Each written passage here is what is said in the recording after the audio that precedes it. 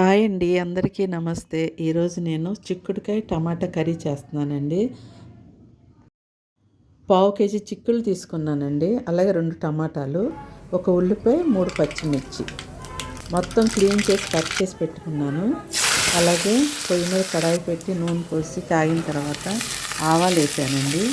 అవి తేలిన తర్వాత ఉల్లిపాయలు, పచ్చిమిర్చి, కరివేపాకు వేసాను.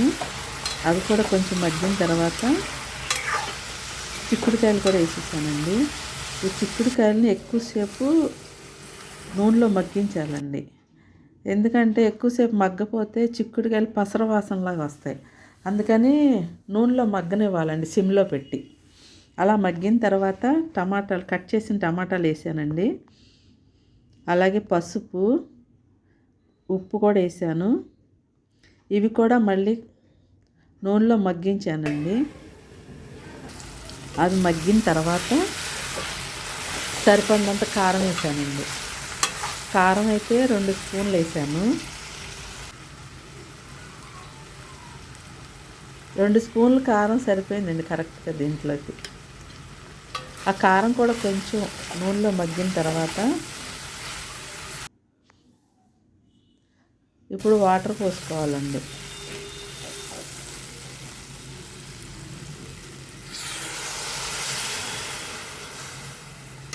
వాటర్ పోసానండి సరిపడినంత. కొంచెం చిక్కుడుకాయలు మునిగే వరకు వాటర్ పోయాలి.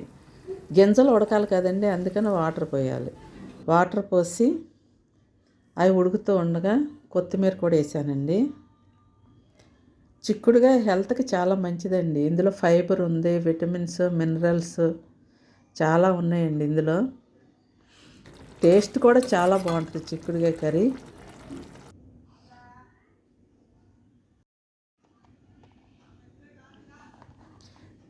కర్రీ అయితే రెడీ అయిందండి, చిక్కుడుకాయ టమాటా కర్రీ. కర్రీ అయితే సూపర్ టేస్ట్ ఉందండి. ఫ్రై కూడా బాగుంటుంది చిక్కుడుకాయ. మా కర్రీ చూసారుగా, మీకు నచ్చినట్లయితే లైక్ చేయండి, మీ ఫ్రెండ్స్కి, ఫ్యామిలీ మెంబర్స్కి షేర్ చేయండి. మా ఛానల్ని సబ్స్క్రైబ్ చేసుకోండి. బాయ్ అండి.